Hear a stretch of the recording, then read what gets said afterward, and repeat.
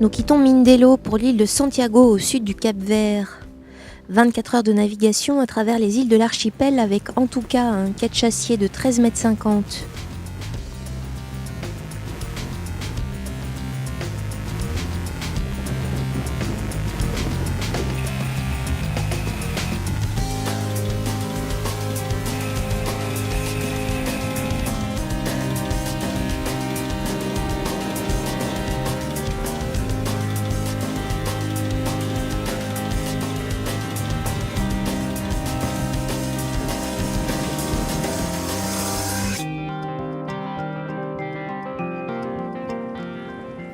Loïc pour en tout cas. Vous en êtes où? Moi je vais mettre mon pyjama et puis je vais me coucher. Ok, moi aussi. T'as pas lourd qui veille? Oui, c'est pour ça. Parfait. On va tous se coucher alors. 1 pour 2 bateaux, ça suffit bien. Au matin, après une folle nuit de régate dans la pétole et 6 heures de moteur, c'est bien Loïc qui pointe son étrave le premier au nord de l'île de Santiago. Avec 990 km², Santiago est la plus grande île du Cap-Vert.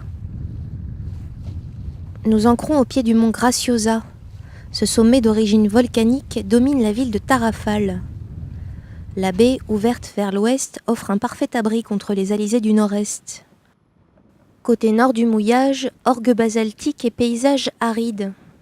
Côté est, plage de sable fin et cocotiers, la principale attraction touristique de l'île. Ah, vous arrivez enfin! En tout cas, nous rejoint quelques heures plus tard. Alex a choisi de bouchonner pendant l'accalmie. Il arrive donc second au classement général. L'équipage pose son ancre à nos côtés par 10 mètres de fond sur une large zone sablonneuse qui s'étend dans la partie sud de la baie. À bord de Loïc, notre nouvelle mascotte, PK, 2 mois, profite enfin du calme du mouillage.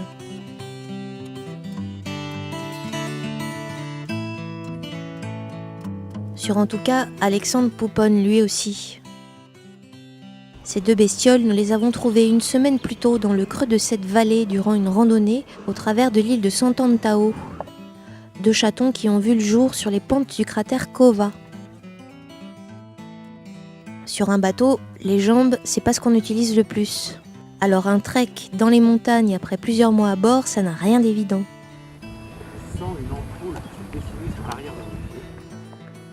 Malgré tout, bien calée dans mon sac à dos, la précieuse cargaison est ramenée à bord saine et sauve.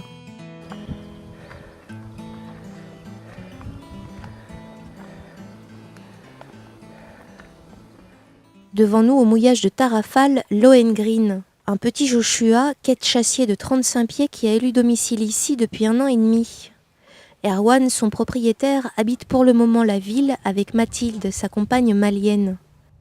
Tarrafal est pour lui le mouillage le plus tranquille du Cap-Vert.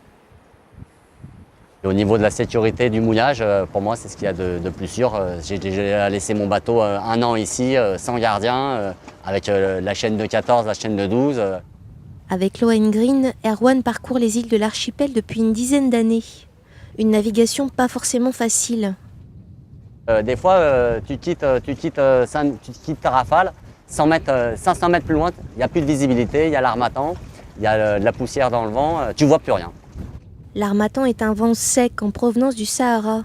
Durant les mois d'hiver, il peut souffler violemment sur le golfe de Guinée et le Cap-Vert.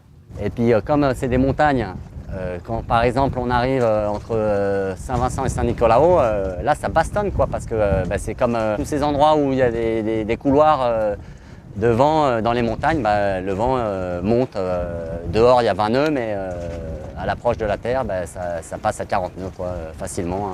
Depuis que je passe par le Cap-Vert, c'est assez régulièrement qu'il y a au moins un naufrage tous les 2 ans.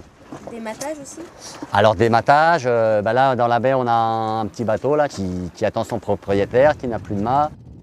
C'est en arrivant à Tarrafal il y a 1 an que Boumchankar démate. Son propriétaire, Tommy, un Français, en confie la surveillance contre rémunération à Badou et retourne en France avec le projet de revenir avec un mât. Depuis 1 an maintenant, Badou prend soin de ce bateau. Il n'a pourtant ni nouvelles ni argent du propriétaire depuis 9 mois. Je suis un peu triste, non? Pourquoi Je me sens un peu triste et je ne comprends pas pourquoi il a gardé le contact pendant 3 mois et après plus rien. Je ne sais pas s'il est mort, s'il est en prison, s'il est ailleurs, je ne sais rien. Je pense que le gouvernement, la police maritime surveille ce bateau et dans quelque temps, ils le saisiront. Ce bateau est abandonné. Compte tenu du coût et de la difficulté de réaliser ce type de réparation au Cap-Vert, l'opération paraît peu rentable. Espérons que le propriétaire donnera son bateau à Badou plutôt que de le condamner à la saisie.